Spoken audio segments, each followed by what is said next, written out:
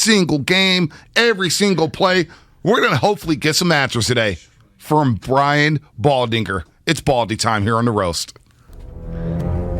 He breaks down plays better than anyone. I mean, this is like Shark Week now. And you know what Baker Mayfield is? He's chum. Look at these sharks. You think you're getting away from those 4 angry sharks? It's Shark Week. It's time to eat. Make the read. Urgency. That's the name of the game right here. Urgency. Now, on it. He's on it. Touchdown. Beautiful throw. He's our 95.7 The Game NFL insider, Brian Baldinger. Baldy, the people have been waiting for you. Shasky and I have been waiting for you. Because what we saw at Levi Stadium on Sunday was a disgrace. It was obviously awful. No Kyler Murray, no DeAndre Hopkins, and Arizona took a 31-7 lead at Levi Stadium. And that 31st point was a truck stick touchdown run by Eno Benjamin over Drake Kirkpatrick. And it was embarrassing. And we need answers. Because right now, a lot of people don't want to call the 49ers the San Francisco 49ers. They want to call them the stanky-ass 49ers. And some people think the skunk are jealous down there in Santa Clara with how bad this team reeks right now. So, Baldy, we need you to talk us off the ledge here. What is going on in Santa Clara? What's the first thing you identified in that loss to Arizona as we say good morning to you? Well, good morning, Bonte. I mean, they simply don't make anything happen. I mean, the Arizona Cardinals made a lot happen.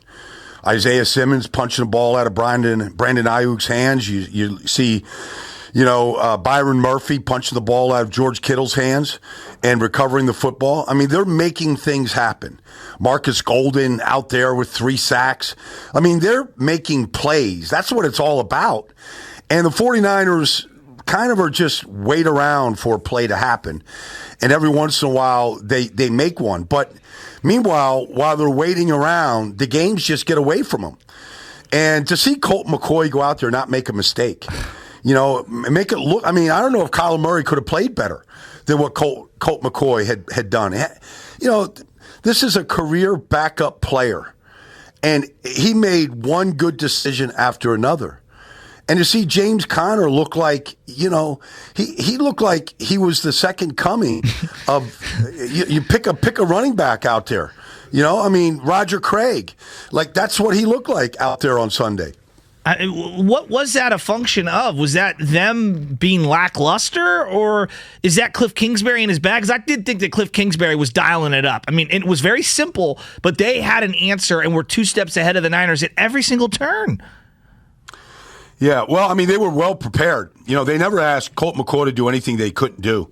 But, whether it's Christian Kirk throwing a football, for 33 yards to get a big play. Right Antoine after the Wesley. Armstead play. Yeah, well, I mean, Antoine Wesley, he took over for conceivably, the best receiver in football, DeAndre Hopkins. Now, I know Antoine Wesley. He played for Cliff at Texas Tech. He's literally a skinny, small forward is what he is. I mean, he's a drink of water. Like, see anybody bend him in half? I see anybody crack him. He's literally 6'6", and he weighs 180 pounds. Like, he is a drink of water. Like, nobody cracked him. And he caught everything they threw to him. And so, that's I mean, you go around the league and you watch these teams that are winning. And even last night, the Chicago Bears and how they battled, and what Justin Fields looked like in the second half of that game. I mean, that's what you got to do. Like, I just don't see that level of battle from the 49ers right now. Brian Baldinger here on the morning. We're also on 95.7 The Game. He joins us every single Tuesday at 7:30 a.m. recapping the 49ers game. And look, you're right. The Bears showed heart. I look at the Broncos. They just traded Von Miller. They showed heart. All the New York Giants buck up and show heart. I saw no heart, and I took my daughter out there, Baldy, expecting a good game to get back to 500, and I saw no heart. So the missed tackles, what is that a function of? Is it coaching? What is the lack of execution on offense, fumbling? Is that coaching? What is going on from the coaching perspective here, Baldy, with the 49ers? Well, I mean, the coach's job is basically put them in a position to make plays, but I mean, it's up to the players to do it. And so they just, I mean, you could say they were flat. Maybe they were flat. I know Ayuk wasn't trying to fumble. He's trying to make a play, get up off the ground, but the ball gets punched out. Like, they are a turnover machine, and they have been. Except for the 1 year in 2019 when they made their run, I mean, they have been turning the ball over at an alarming rate. And so, to me, ball security is coaching. It's just flat out coaching. I mean, and the teams that create turnovers, that's coaching. Mm-hmm. It just is. I mean, you can see Byron Murphy is in man coverage on Brandon Ayuk. I mean, his job isn't to go crush, George Kittle coming across the middle, but he's got his fist balled up and he punches the ball right out. Like, you don't accidentally do that. You practice that. Like, that's a function of a work habit to get that ball punched out like that onto the ground. And, they turned those 2 fumbles into 10 points, and they took points away from the 49ers. I mean, that's how you fall behind 14-0, because they made the plays and the 49ers didn't. And that is all a function of coaching. So I'm glad you're bringing that up, because I'm going back to like the end of the third quarter, beginning of the fourth quarter, certain drives. They're down 17. They're not like this high, potent offense. And Jimmy, and I don't know if this is the coach, the quarterback, the team in general, they're like walking up to the line. There's no sense of urgency. And I'm yelling at the television, like, come on, let's go, let's go, let's go. And I can't get it through my brain, like the lack of sense of urgency at the end of halves, at the end of games, in fourth quarters. Like, it's a routine they do every single week. Baldy, am I alone in getting frustrated by that? Because it drives me nuts. No, I mean, look, the Cardinals won the game in the third quarter. I mean, they put those 2 drives together, bang, bang. On 3 plays, they go the length of the field. And the 49ers, you're right. I mean, the 49ers are, like, the Cardinals are scoring quick. That's what great teams do. They score quick. They don't score in 14 plays. They score in 3. They just have that type of, like, juice to their offense. And, some of that is bad tackling and all that kind of stuff. But at the same time, the 49ers are, they're trying to I don't know. They're trying to manufacture these drives, and the good teams. Kansas City is trying to do that right now with 12 or 14 play drives. I mean, they're terrible at it, and it looks terrible, and it does slow you down. You need those chunks, and they're not getting them on any kind of regular basis. You're right, Baldy. The white flag I thought was waved when they punted at the Arizona 39-yard line. I know it was 4th and 13, but man, you got to go for it. I thought the first half, and this is something that I've seen since basically Super Bowl 54, maybe even the Baltimore game in the 2019 season, where at the end of the first half, there's just no, and Shasky's just talking about it, Baldy, no urgency. They have 3 timeouts. They're down 17-0. It's about 2:31 left on the clock. And next thing you know, the clock is at 2 minutes. And I'm thinking to myself, why don't you score quick? Burn those timeouts, because Arizona more than likely is going to play it safe with Colt McCoy, and you may get another opportunity in the first half. Instead, it goes to the 2-minute drill. Then they come out in 2-minute drill, run a run play, and burn 30 seconds off the clock like it's all good. The lack of sense of urgency for this team is alarming. You could tell that. No, you're right, Bonte. You could tell that they were very content to be, down 17-7 at half and not try to do anything really to change that, and to think about 2 scores in those type of situations. The week before against Chicago, they put a drive together for a field goal. They started with 30 seconds, and they made 2 big plays. They got a 3rd down conversion to Ayuk, and they got a 50-yard bomb to Debo, and they got into an end zone with 30 seconds. And so you're right. I mean, they need, when you're down 17-0, you need possessions and everything. You're not going to score without the ball, so you better figure out how in a way that you can create more possessions. And going up tempo is certainly one way to do it. I mean, I would love to see them do that. I'd love to see them play the kid at some point. I don't know when that's going to be.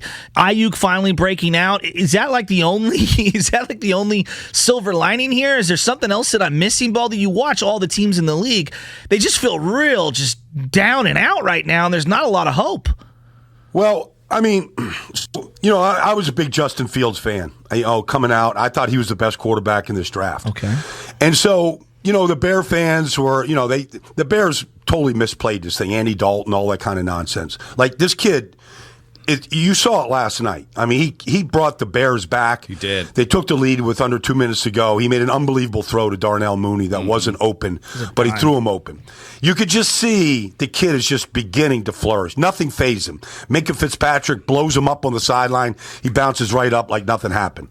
But, to me, that's where it starts. Like, To me, this has got to be about Trey. Yeah. I mean, that's what you're. I'm not saying they're out of it at 3-5. It's a long shot, but to me, the Bears are doing it at least the right way. The offense looked good in the second half last night. They took the lead 27-26. They scored 21 fourth-quarter points. The ball went down the field. It went down the field to the wide receivers. The quarterback is just electric. And you could see the whole team is feeding off it. And to me, that's what's missing.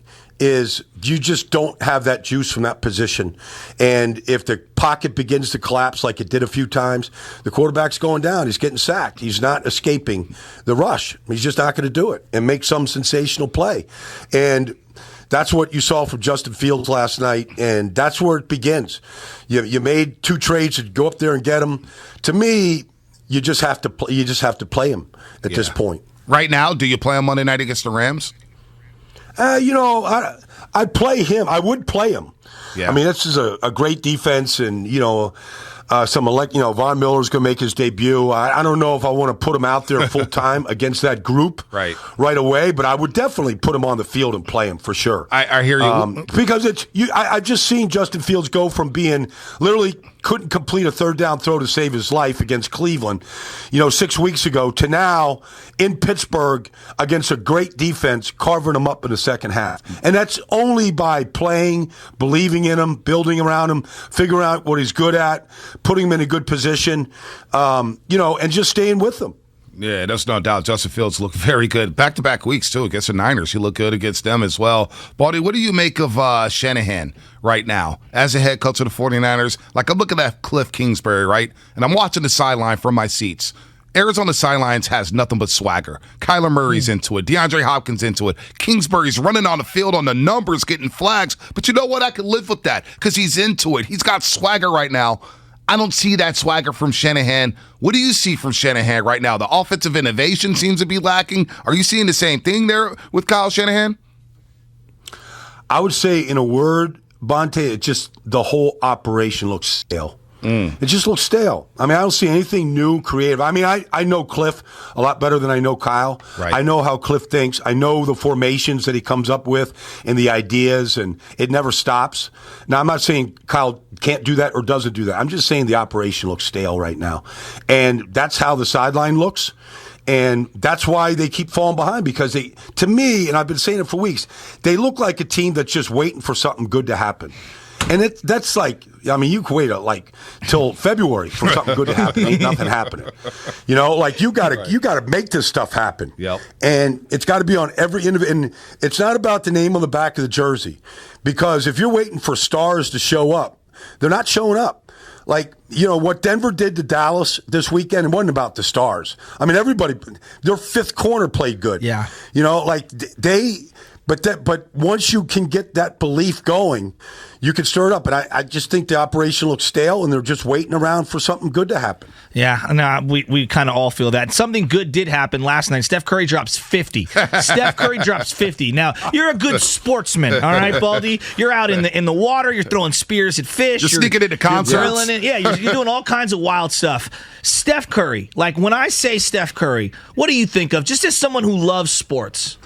Well, my best friend I play college basketball with, his brother-in-law is Bob McKillop, who coached Steph at Davidson. Oh, yeah. So I feel like, whenever I watch Steph do it, I feel like he's still playing Kansas, in the in the NCAAs, semifinals or something. Like, I remember one day Tim Hardaway put up 50 against Johnny Dawkins. And I remember going out to dinner with Johnny Dawkins. Johnny Dawkins went to Duke, and so he gave up 50 to Hardaway.